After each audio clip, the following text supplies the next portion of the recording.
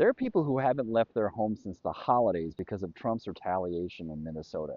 It doesn't matter if these people are currently going through the legal immigration process, or if they have completed their U.S. citizenship, or if they are people who were born here in the United States. Minnesota residents are being terrorized by Trump's secret police, and he's focused his assault on our most diverse communities, including our First Nations indigenous people, if you can believe it. I'm the first gentleman of Columbia Heights. That means I'm married to the mayor. We're one of the most diverse cities in Minnesota outside of Minneapolis and St. Paul. Fun fact, we have one of the highest populations of Tibetans anywhere in the US. This is my neighborhood. I've got neighbors from Iraq, Egypt, Poland, Tibet, Ecuador, and Mexico. We have the very first mosque in Minnesota, and we even have police officers from places like Somalia and Bosnia. Just a block away are a few of our schools where our student body speaks 31 different languages, and we love it. But Trump's secret police know it too, and they are here watching, picking up students and parents as they come and go from school. We have a ton of immigrant-owned businesses in Columbia Heights, and we love them. Want some amazing desserts and Dubai chocolate? This is your spot. Best samosas money can buy. If you haven't been to one of their iftars, you're missing out. A lot of our favorite businesses are now closed. People are afraid to go to work, go to school, buy groceries, or even step outside to shovel their driveways. But this is Minnesota, and we look out for our neighbors, right? We've been shoveling each other's snow and pushing each other's cars out of snowbanks for 100 years. There's no way that we're about to let Trump's goons starve out our neighbors. You know, we've always taken care of each other, but during the pandemic, we set up mutual aid networks to run errands and help out vulnerable people who were just trying to stay safe in their homes. That never stopped. Today, we're still helping each other. You think the weather's going to stop us? It's actually too cold to snow today. Did you even know that was a thing? We've got Arctic explorer Will Steger here in Minnesota. We know how to gear up. You think 31 languages is going to be a barrier for us? We've got tools to overcome that. We show up for each other.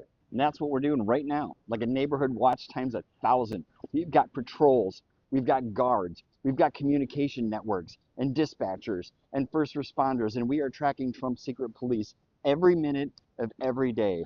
When they turn up, we step up. We get loud, we make noise to alert everyone, we surround them with cameras to record their every move, and we report every crime they commit to our Attorney General. At every turn, these agents are escalating and intentionally trying to get us to do something violent. But if they think that we're going to give Trump an excuse to use the Insurrection Act, they have seriously underestimated who they are dealing with. But you know, we're not soldiers. We don't have assault weapons. We don't have a base. We don't have titles or ranks or a chain of command. We're just neighbors, just doing the best we can. And now some heavily armed white supremacists have shown up, staying in the same hotel as Trump's goons. They've already threatened our volunteers. They're doing their best to agitate us, but it's not working. You know, here in Columbia Heights, Trump's secret police are attacking our residents every single day, sometimes multiple times per hour. We haven't seen a single signed judicial warrant yet. They're intentionally crashing cars and then pulling people out and then abandoning the victim's car, and just sometimes it's still running. They're invading people's homes, you know, bashing in the doors and windows. They're invading businesses, some of them in plain clothes, no badges. They're even luring people outside with lies like, oh, there's been a fender bender in the parking lot. Can you come and take a look so we can trade insurance information, and then abducting someone. They're breaking every rule of law enforcement, and they have taken so many people. Not criminals, not illegals, just ordinary people who have every right to be here. Most of them get released. So why have there been so many people targeted in the first place? It's because Trump has set a massive quota for his secret police, and they're just racially profiling. They're just taking anyone.